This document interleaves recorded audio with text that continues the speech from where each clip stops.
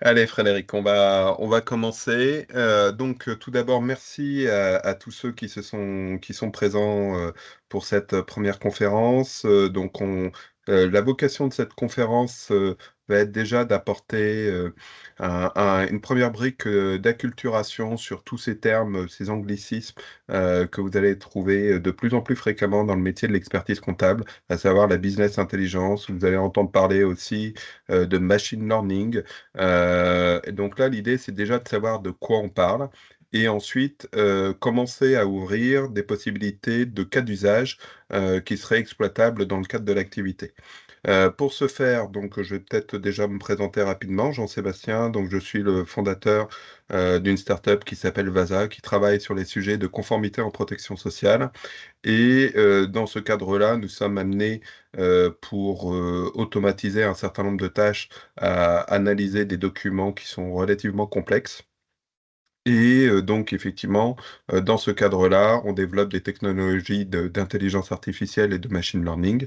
Et préalablement, évidemment, il y a toute la question de la structuration des données. Pour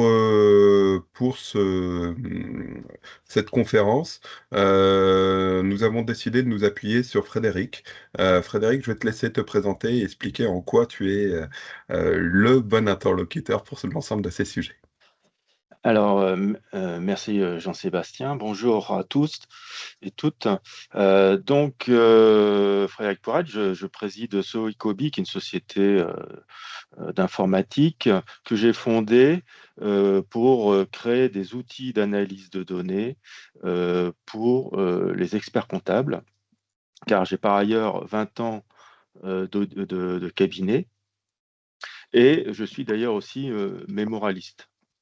Donc d'ailleurs, le sujet de mon mémoire, en fait, la société a été créée un peu en appui du sujet de mémoire, qui est justement l'utilisation, via notamment de Power BI, de la business intelligence, pour essayer de valoriser les données euh, des experts comptables, pour que les experts comptables puissent valoriser les données de leurs clients et aussi en automatisant les tâches, à la fois faire plus rapidement des nouvelles choses pour les rendre économiques et aussi vendables aux clients des experts comptables. Donc voilà ma raison d'être, qui effectivement, euh, la profession est un peu, connaît des chamboulements considérables. On n'est pas la seule. Deux raisons à ça: l'évolution technologique majeure et l'inflation réglementaire. Les deux sont autant d'opportunités que de risques. Pour l'évolution numérique, euh, la numérisation des processus métiers, DSN, FEC, facture électronique, va arriver, avec la facture électronique, va arriver quand même à un cycle, à la fin d'un cycle, où tout sera quand même extrêmement numérisé. Ce n'est pas nouveau, mais ça se poursuit. Et là-dessus vient d'arriver, alors moi ça fait 10 ans que je suis dessus, mais pour certains, avec ChatGPT notamment, c'est apparu assez récemment. C'est des outils de traitement des données modernes. Ce que j'appelle moderne, c'est, on va avoir les outils, ce que nous on peut appeler la BI. Donc on gère des données massives, c'est-à-dire on ne gère plus des tableaux mais des bases de données. Et ça, c'est un traitement moderne de la donnée qui est le préambule au machine learning. Il faut quand même savoir que le machine learning, la première chose qu'il faut faire, c'est ce que nous, on va appeler la BI, c'est extraction de la donnée, nettoyer la donnée et la réorganiser pour la rendre activable. Voilà, la rendre activable pour une mission qui est différente de celle pour quoi elle a été conçue. Vous faites de la paye pour payer les salariés, pour faire des déclarations URSSAF. Vous faites de la compta pour, pareil, des déclarations fiscales. Mais ces données-là peuvent être réutilisées pour des tas d'autres choses. Et donc, en gros, vous avez déjà fait le boulot. L'idée, c'est de le réutiliser et de valoriser. Alors, petite précision, Frédéric, en amont de ce webinaire, ce qu'on se dit, et c'est un élément sur lequel je pense qu'il est nécessaire d'interpeller tout à chacun. Oui, le métier de l'expert comptable, ça consiste très fortement à réaliser des éléments de conformité. Le problème qu'il y a, c'est que pour un certain nombre de clients, ces sujets de conformité sont des sujets qui se débarrasseraient très volontiers. Et si la loi n'est plus là pour imposer aux clients de réaliser ces éléments de conformité, à ce moment-là, ce qui se passe, et on l'a vu là avec certaines missions au niveau notamment des audits, eh bien que derrière, automatiquement, ces contrats sont perdus, ils sont résiliés. Donc en fait, le vrai sujet qu'il y a derrière, c'est que oui, il y a un cadre réglementaire qui impose un certain nombre de prestations de services soient réalisées par les cabinets d'expertise comptable, mais la vie et la survie de ces prestations dépendent directement du bon vouloir du législateur. Or, si on utilise effectivement les données qu'on récupère derrière et qu'on ne se contente pas simplement de faire cette partie réglementaire, mais qu'on génère une valeur ajoutée qui permet au chef d'entreprise de mieux faire fonctionner son entreprise, à ce moment-là, le cadre réglementaire ne devient plus un élément de pression et quelque chose qui emprisonne le chef d'entreprise à devoir réaliser, mais une opportunité pour lui-même et pour développer son activité.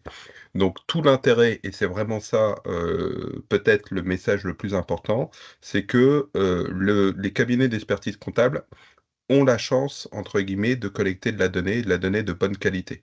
Simplement, cette donnée de bonne qualité est sous-exploitée et elle n'est exploitée que dans le cadre des missions qui ont été confiées au cabinet d'expertise comptable. Or, en vérité, avec ces données et avec des ressources relativement limitées, on est à capacité d'apporter beaucoup plus de qualité de conseil et derrière, d'assurer la pérennité des missions du cabinet d'expertise comptable. Alors, oui, excuse-moi. Ouais, Donc donc là, effectivement, juste pour citer, c'est que Jean-Sébastien faisait référence à la remontée des seuils d'audit légaux. J'allais dire, l'audit, vous en faites sûrement, légal ou pas, et là, ça mobilise beaucoup de ressources. Et du jour au lendemain, on nous a relevé les seuils. Il n'y a pas beaucoup de clients qui ont couru après leur commissaire aux comptes pour faire volontairement les audits qu'ils étaient obligés de faire. Il faut savoir qu'avec la RSE, il y a beaucoup de choses qui arrivent. On va obliger les entreprises à faire certaines choses. Si en amont, on ne réfléchit pas de ce qu'on va faire de ces données autres que l'obligation légale, qui est importante, qui doit être automatisée, qui doit pour voilà, des gains de productivité, mais si on ne réfléchit pas à ce qu'on peut en faire d'autres, eh ben, vous vous exposez au risque d'être une simple contrainte, un simple tampon pour le client. Et demain, un gouvernement change, vous suivez l'actualité, ça peut partir dans tous les sens, plus ou moins RSE, on va dire, eh ben, la mission disparaît. Et vous avez mobilisé, investi des logiciels et des salariés. Donc, dès en amont, nous, l'idée, c'est de réfléchir avec ça. Qu'est-ce qu'on peut faire? Parce qu'il faut quand même savoir que la conformité, c'est l'outil de production majeur de données dans nos métiers. Voilà, dans l'industrie, c'est l'IoT, l'Internet des objets, mais voilà, tout est de la conformité, la compta, la comptabilité, le social, demain, les bilans carbone, voilà. Et donc, vous êtes au cœur d'un outil qui produit beaucoup de données, mais essayez d'en faire autre chose pour assurer l'avenir et les investissements. Parce que ça coûte d'avoir tous ces domaines d'expertise. Alors, j'ajoute un petit élément supplémentaire. On a déjà utilisé des termes un petit peu techniques qui sont la business intelligence. Ensuite, vous entendez régulièrement parler de l'intelligence artificielle. Et là, on a utilisé le mot machine learning. Donc ça, en fait, pour faire très très simple, globalement, c'est dans tous les cas, c'est de l'exploitation d'algorithmes, mais simplement de plus en plus poussés. D'un côté, avec le business intelligence, vous avez des données sur lesquelles vous allez faire des extracts et vous allez effectivement être en capacité de partir d'une donnée brute et de réussir à en tirer une certaine valeur. Dans ce qui est de l'intelligence artificielle, eh bien là, vous êtes avec des éléments d'algorithmie où il va y avoir un processus de création quelque part, et ensuite dans le machine learning, alors là c'est le système où on va commencer à parler de connexion neuronale, où là l'algorithme va évoluer au fur et à mesure que vous allez lui apprendre des choses. Donc on part sur le business intelligence, pour faire très très simple, c'est des algorithmes qui vont aller chercher des informations qui sont présentes. Alors, je fais vraiment très très simple, comme si c'était sur des fichiers Excel et qui viennent vous donner des informations de manière exploitable dans un autre cas d'usage que ceux qui étaient prévus initialement. Dans l'intelligence artificielle, là, vous allez pouvoir faire des choses, entre guillemets, un peu plus complexes, où vous allez pouvoir faire des requêtes derrière pour avoir un certain nombre de réponses. Et ensuite, dans le machine learning, là, vous allez pouvoir entraîner des algorithmes afin, au fur et à mesure que vous allez leur apprendre des choses, ces algorithmes vont évoluer de manière entre guillemets magique pour apporter un certain nombre de réponses et avoir globalement la possibilité de générer un champ des possibles très très très très vaste. L'intérêt de l'ensemble de ces technologies, c'est donc de passer d'un métier simplement de comptable qui est en train de disparaître. Alors quand je dis de comptable, soyons très clairs, c'est très valable aussi sur l'ensemble des questions de paye et de gestion de la paye, hein. Donc d'une manière générale, ce que j'entends par comptable, c'est l'ensemble des métiers qui sont présents dans un cabinet d'expertise comptable à data product owner. Alors est-ce que Fred, tu peux nous définir ce que serait un data product owner? Voilà. Alors, on pourrait remplacer comptable par producteur de données. Producteur de données comptable, producteur de données sociales, producteur de données juridiques, du texte, et demain, producteur de données carbone et autres S dans le RSE. Enfin, environnement, et aussi social, égalité pro, formation, santé des salariés, des clients, de vos clients, évidemment. Donc, vous produisez ta donnée. Ça, vous le savez tous, vous savez comment faire, c'est pas moi qui vais vous l'apprendre. Et pour ça, vous avez souvent des logiciels métiers. Compta, on va prendre compta et paye, c'est le plus simple. Carbone, il y a des offres qui arrivent qui ne sont pas encore harmonisées. Mais on va prendre le logiciel compta avec un module de comptabilité analytique et la paye. Ça, vous produisez des données. Bon, product owner, en fait, c'est que à partir de là, vous réfléchissez à un problème qu'a votre client et vous allez en faire un produit d'analyse et de simulation pour répondre aux problèmes de votre client. C'est l'évolution des tableaux de bord, hein. Les tableaux de bord, en gros, on va chercher la donnée dans la compta, on fait des tableaux de bord qui doivent répondre à un problème particulier. Il ne s'agit pas de prendre on peut prendre toute la compta, mais on va en extraire les données qui vont être utiles dans une analyse, voire demain dans un simulateur. Ça, aujourd'hui, c'est assez facile. Voilà. Donc, il faut être à l'écoute euh, des besoins de vos clients, et je montrerai un cas d'usage que j'ai développé où, en gros, on a pu faire ça. Alors, Voilà. allons tout de suite sur les cas d'usage. Qu'est-ce qu'on peut parler comme, alors, on vous en présente 2 cas d'usage, mais il pourrait y en avoir, des dizaines d'autres, hein. Là, c'est simplement pour illustrer effectivement, notre propos. Oui, alors je ne sais pas si tu as la slide ou si je partage, ce sera Alors, plus ce que facile pour tu comprendre. voulais le schéma ou tu voulais le cas d'usage en particulier? Alors, le cas d'usage en particulier, c'est bon, avec le schéma, ouais. Je ne sais pas si tu. Alors, le schéma, j'ai vu qu'il n'avait pas été affiché, mais ce que je te propose, c'est qu'on passe directement sur le cas d'usage, d'illustration en particulier. Donc, on avait commencé par, la question du regroupement d'entreprises. Alors, donc j'ai développé un outil. C'est parti. En fait, c'est un outil pour les missions des experts comptables auprès des CSE. La raison, d'ailleurs, à l'origine, c'est que justement, ce sont des missions qui font l'économie de la conformité. C'est-à-dire, si vous faites ces missions-là, vous ne produisez rien. Il n'y a pas d'audit, il n'y a pas d'attestation sur la validité de la comptabilité ou de la paye. Donc, vous récupérez les données notamment les nouvelles missions de politique sociale. On récupère les données de la paye et à partir de là, moi j'ai créé un outil dans les cas où il y a une nécessité, on va dire, d'harmoniser les statuts sociaux. En gros, ce sont les missions politiques sociales, ce sont les missions d'alerte, ce sont les missions de PSE, et là, je sors d'une grosse mission de concentration. Vous avez une fusion de différentes entreprises. Donc, dans tous ces cas-là, vous avez parfois une nécessité de modifier de manière assez importante le statut social. Et donc, souvent, on fait un rapport. On fait un rapport sur les situations des effectifs, sur la démographie. Et moi, ce que j'ai fait, c'est que j'ai créé deux outils. Un outil qui, on va dire, gère le côté juridique à travers une base de données sous Notion. C'est pas un outil qui s'appelle, c'est pas Power BI puisque c'est plutôt du texte.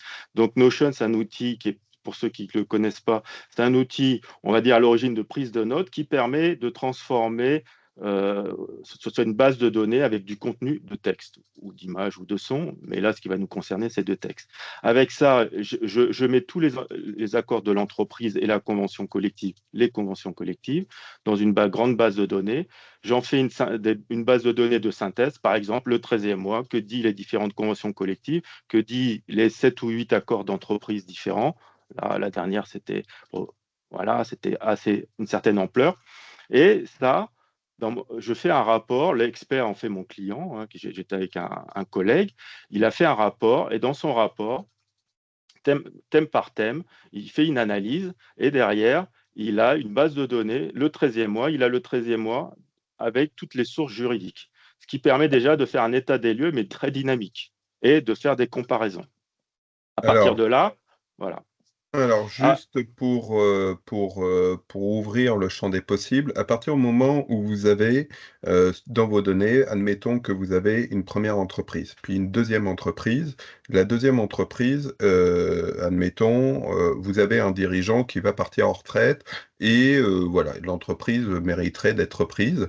Et vous avez un autre client qui serait, selon vous, potentiellement, qui pourrait être intéressé. Ce qui serait vraiment super, c'est que au lieu simplement de faire une mise en relation en disant il y a monsieur un tel qui va partir en retraite et voilà, son entreprise pourrait être achetée et puis c'est tout. Ça, c'est quelque chose qu'on peut faire simplement dans le cadre d'une activité classique. Là, vous pourrez aller beaucoup plus loin parce que vous pourrez dire écoutez, là, nous, on connaît bien le client, on a une analyse complète, on sait que vous, par rapport à votre fonctionnement, vous fonctionnez de telle et telle manière. Les coûts de fusion, si vous rachetez l'entreprise, ça serait ça, ça, ça, et vous aurez tel élément d'avantage parce que vous pourriez faire telle économie d'échelle, etc., etc. Et tout ça, vous pouvez le faire si effectivement vous avez collecté les données de telle et telle manière que une fois que on les a structurées, notamment dans des outils qui vont bien, eh bien vous êtes en capacité d'anticiper derrière les évolutions de telle ou telle opération. Alors là, on vous le parle effectivement dans le cadre d'une fusion, mais ça serait valable globalement dans toute action sur lesquelles vous avez des données où vous pourriez effectivement apporter un conseil d'une valeur, mais considérable au chef d'entreprise pour réaliser tel ou tel type d'opération. en fait, ce qu'il faut comprendre, c'est que vous faites la paye. Quelque part, vous faites un tableau des avantages sociaux avec les textes derrière dans votre dossier de travail. Ça n'arrive jamais jusqu'au client. Vous l'utilisez vous comme outil. Moi, ce qui se passe, c'est que ce tableau-là, en interne, alors vous avez une mission politique sociale dans un CSE, mais vous faites la paye dans une entreprise. Vous avez des fusions-acquisitions, vous rachetez une société. Vous allez faire ce tableau. Et moi, je ne fais plus de tableau. Je fais une base de données avec tous les avantages sont des items dans une base de données liés aux accords sources. Parce que pour ceux qui connaissent, bon, il peut y avoir beaucoup d'accords dans le temps, ça peut être très compliqué. Ça, je l'offre au client. Je fais un rapport. Le rapport, il est plus papier, il est plus PDF, il est plus Word. Le rapport, il est dans une application là, qui s'appelle Notion. Et quand je le présente en réunion, je leur présente le fonctionnement. Mais après, ils l'ont ça marche sur téléphone, mais pour ce genre d'outil, c'est trop gros pour le téléphone. Mais sur leur PC, ils ont tous les accords et ils peuvent naviguer. Ça, c'est le côté juridique et faire la comparaison. C'est-à-dire que mes outils de mon dossier de travail, pas l'intégralité, il y a une possibilité, il y a une partie que je peux garder à ma confidentielle, mais mon dossier de travail, je le recycle dans un outil que mon client va utiliser directement. Au début, c'est vous qui allez l'utiliser, mais à terme, vous pouvez rendre votre client, entre guillemets, autonome sur l'outil dont vous d'ailleurs gardez la maîtrise dans la conception. Et Donc là, si ça, là voilà, l'élément le plus important aussi dans ce qui vient d'être dit, c'est que concrètement, le paradoxe, c'est que toutes ces actions et toute cette qualité, cette valeur d'information que vous pouvez communiquer à vos clients, en fait, vous l'avez déjà, ces informations, c'est juste ah, des éléments de structuration à mettre en différent. place. Et en soi, souvent, la problématique qu'on peut avoir dans une entreprise, c'est ce qu'on appelle la politique du changement. Eh ben, finalement, là, dans ce cadre-là, potentiellement, il y a très très peu d'actions à mener dans le cadre de la politique du changement, puisqu'en gros, c'est simplement faire en sorte d'exploiter les données que vous disposez déjà et ensuite d'avoir derrière la possibilité de communiquer cette information de manière efficiente. Et communiquer cette information de manière efficiente, bah, globalement, enfin, c'est même pas globalement, c'est évidemment dans les cabinets d'expertise comptable. Dès lors que cette donnée, elle est bien présentée, vous êtes tout à fait en capacité de la valoriser et de la présenter. Donc finalement, vous ne faites que de recycler quelque chose que vous avez pour apporter une valeur complémentaire. Est-ce qu'on peut éventuellement parler du cas du RSE, Frédéric? Alors, juste pour finir, quand même 2 points importants, c'est que dans ce logiciel, il y a une intelligence. En gros, il y a ChatGPT et Claude. Donc votre client, il n'est pas obligé d'aller et ni vous-même à terme, d'aller dans les différentes parties, dans les différentes fiches. Vous posez la question au logiciel, il va vous répondre en vous sourçant les réponses, c'est-à-dire il va aller dans votre analyse à vous, dans vos travaux à vous, et il va répondre en disant c'est là la réponse, parce que parfois, effectivement, il faut toujours vérifier la source, et c'est ça qui est très important. Et par ailleurs, autre point important, moi, j'ai une analytique de l'utilisation de l'outil que j'ai créé. Donc, je sais qu'à chaque fois que mon client se connecte à une page, j'ai une trace d'audit. Donc, je sais s'il l'utilise et quelle est la page qu'il va aller voir. Et donc, du coup, je peux faire après une amélioration continue de mon outil pour voir ce qui l'intéresse vraiment. Et s'il ne l'utilise pas, c'est que c'est mort. Là-dessus, j'ajoute la paye et dans Power BI et je modélise la paye. Donc, à côté du juridique dans un logiciel qui s'appelle Notion, qui permet de manipuler les textes, j'ai un dashboarding dans Power BI qui va, par exemple, analyse du 13e mois, qui est tout à fait capable de montrer l'impact de l'évolution des différents 13e mois entre différentes entreprises ou l'impact de la modification des conditions du 13e mois sur l'ensemble de l'effectif. Et ça, thématique par thématique, j'ai une simulation financière. Après, pour moi, dans la RSE, le S, c'est responsabilité sociale et environnementale. Moi, je pense que ce que j'ai un site, c'est déjà de travailler sur le social comme je vous l'ai présenté. Pourquoi? Parce que avec la paye, vous avez déjà beaucoup de données sur le social, en fait. Et là-dessus, effectivement, au-delà des restructurations, vous avez notamment l'absentéisme. C'est pas compliqué. Dans la paye, vous avez les absences. Vous avez toutes les absences. Alors bon, il y en a qui ne sont pas déclarées, mais vous avez toutes les absences, les accidents du travail, les absences. Vous avez beaucoup de données. Et après, vous pouvez créer des outils, justement, pour voir l'impact d'une politique RSE. Bon, j'ai un projet en cours qui est l'impact de l'activité sportive sur l'efficacité et l'absentéisme des salariés, c'est-à-dire en lien avec les Jeux Olympiques. Et ben, vous pouvez monitorer une action. Alors là, évidemment, je parlais à des CSE, donc l'activité sportive est une entreprise, est une œuvre sociale. Les études montrent que ça a un impact sur la santé des salariés assez fort. On développe les CSE ou les directions financent des activités sportives. Quel est l'impact sur l'absentéisme? Vous avez la paye, vous avez l'absentéisme. Voilà. Et, Alors, et ça, j'insiste là-dessus parce que pourquoi j'insiste? Vous avez des interlocuteurs qui sont essentiellement des TPE, PME, des chefs d'entreprise de TPE, PME. Les chefs d'entreprise de TPE, PME, la question de la RSE, vous le savez, pour un certain nombre, ils en sont quand même assez éloignés.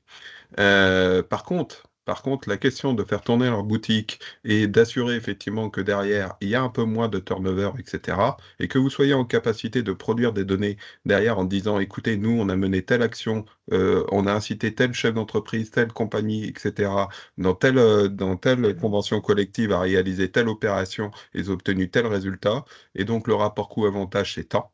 Bah, si vous pouvez sortir ces données et que ce sont des données qui sont fiables, eh bien, à ce moment-là, vous allez avoir l'écoute, effectivement, une écoute attentive du dirigeant d'entreprise. Et ça, c'est quelque chose qu'en fait, bah, concrètement, bah, ça vous génère, encore une fois, je reviens dessus, mais si vous avez mis en place les éléments de structure qui vont bien, bah, globalement, il n'y a pas de travail supplémentaire et vous pouvez réaliser cette mission qui est à forte valeur ajoutée.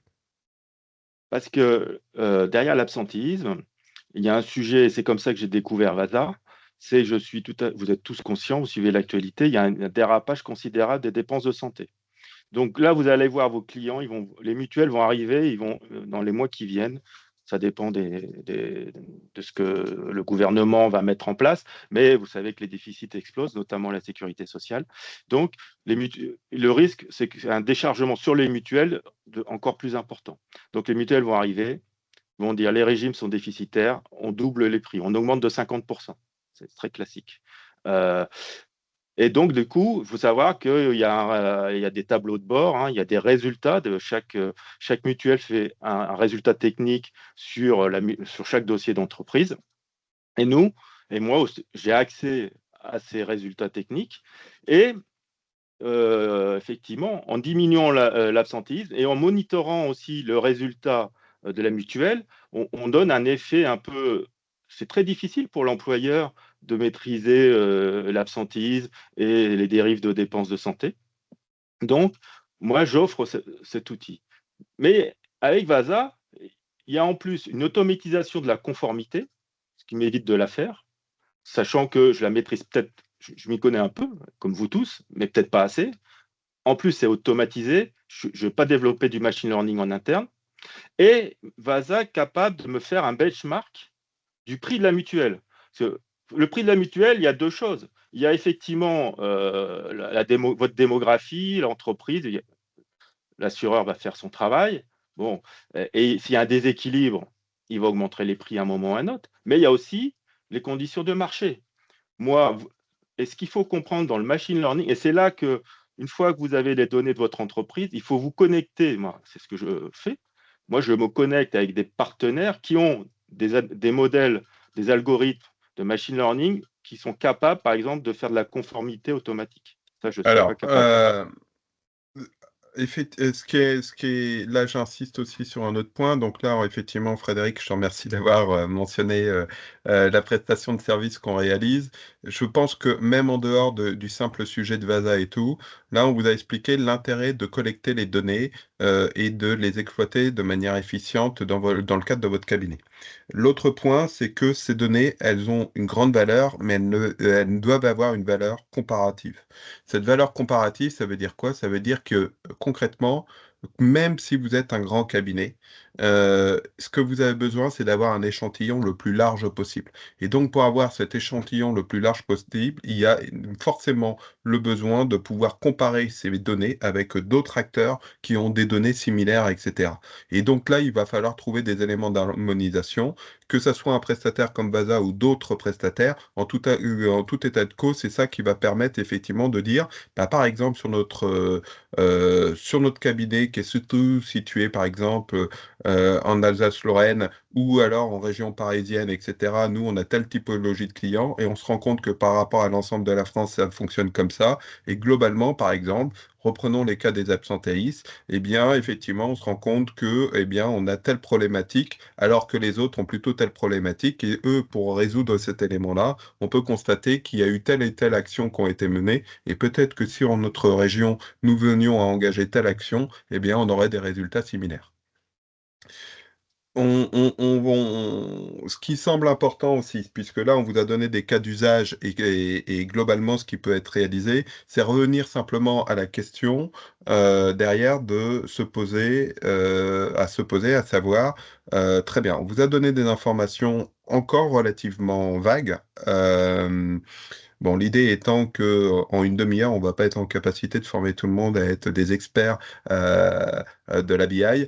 Là, l'idée, c'est de se dire, OK, très bien, j'ai compris quel était l'intérêt pour le cabinet. La question, c'est comment vous pouvez réaliser cette opération. Le comment, eh bien, en fait, la première question qu'il faut se poser, c'est pourquoi plutôt que comment. Pourquoi? Bah, tout simplement, vous avez la chance d'avoir un certain nombre de données, et ces données, comme disait Frédéric, il faut déjà partir du besoin du client. Et donc, les clients, vous observez quand vous êtes en rendez-vous avec eux qu'ils ont telle ou telle difficulté.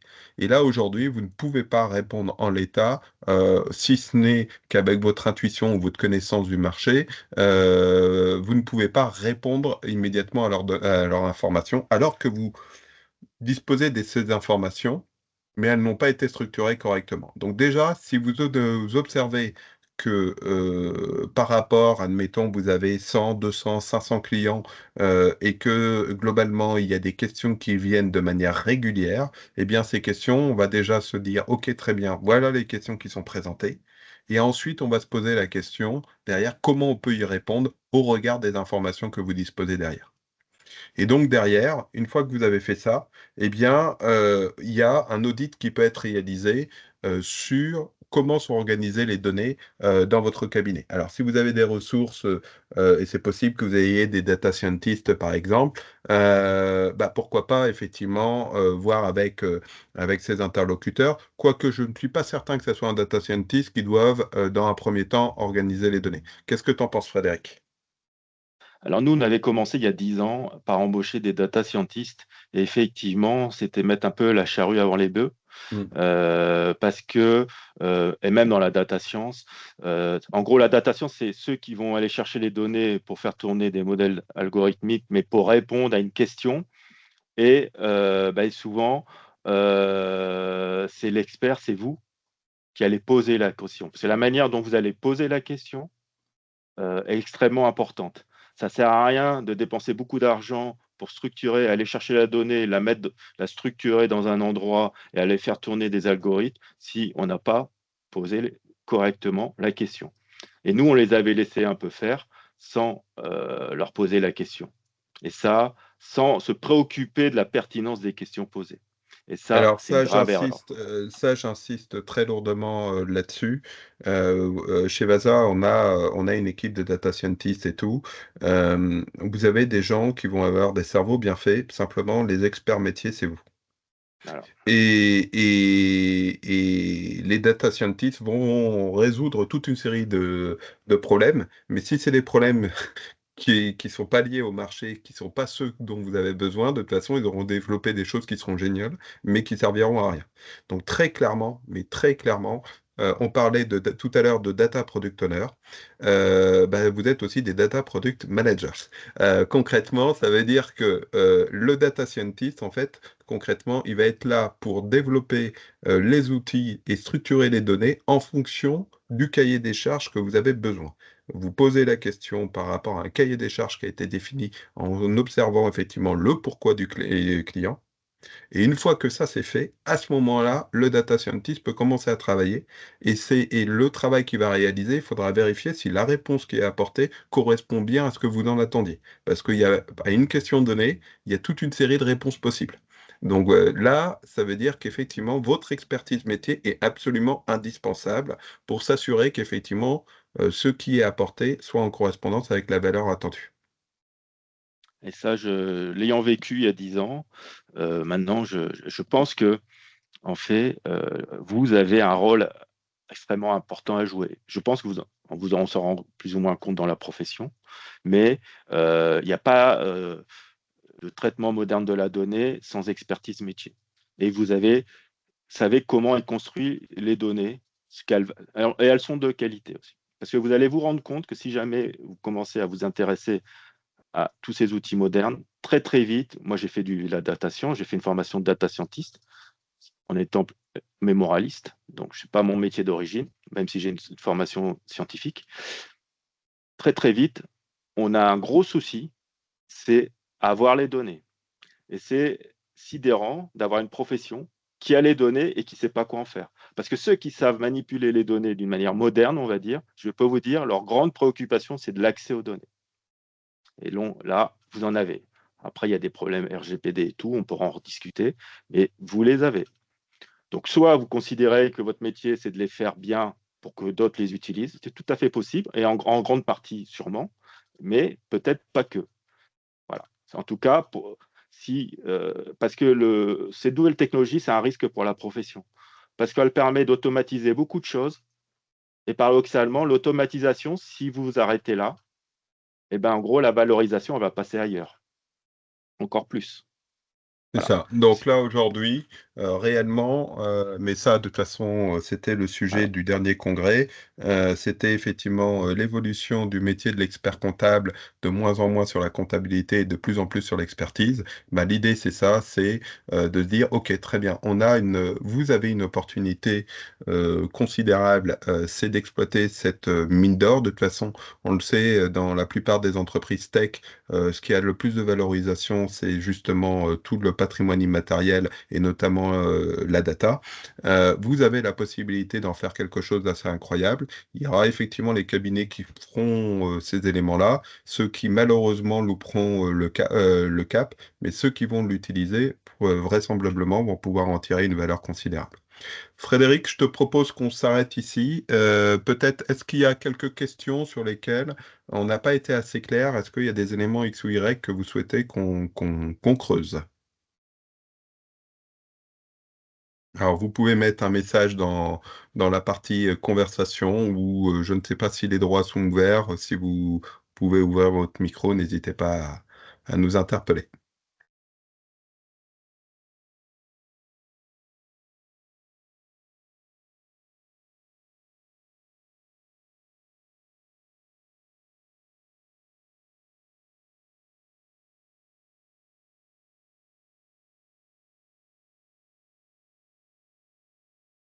Eh ben, merci Sébastien merci Sébastien, merci Stéphanie. Bon bah écoute, formidable pour ce premier exercice. Nous avons été clairs, c'est formidable parce que c'était un sujet qui n'était pas forcément évident. On essaiera de renouveler régulièrement ce mode d'information. On reviendra plus dans le détail avec Frédéric sur la question effectivement, avec notamment des schémas, par exemple applicatifs que vous pourriez mettre en place dans les cabinets pour traiter un certain nombre de documents et tout. On le fera aussi sur d'autres sujets. Par exemple, on a un interlocuteur qui est spécialiste sur les questions de paye. Eh bien, éventuellement aussi, on a envie de générer d'autres webinaires. Si vous avez des sujets qui vous importent, sur lesquels vous souhaitez avoir des accompagnements en termes d'expertise, ben, n'hésitez pas. Nous, on a un cahier, un petit carnet d'adresses qui commence à se constituer avec des gens qui seraient en capacité de vous apporter toute cette valeur. Merci à tous pour votre présence. Merci Frédéric pour nous avoir accompagnés pour ces coordonnées, pour ce webinaire. Si vous voulez retrouver Frédéric, Frédéric est présent bah, notamment sur LinkedIn. Sinon, vous avez aussi son adresse email si vous avez des sujets X ou Y sur lesquels vous souhaitez creuser. Et puis sinon, vous devez tous avoir plus ou moins mes coordonnées. Mais sinon, vous pouvez aussi me retrouver sur LinkedIn ou m'envoyer un email à l'adresse qui est indiquée, à savoir jean-sébastien.lefebvre@vasa.fr. Je vous souhaite un excellent appétit et merci à tous. À très bientôt.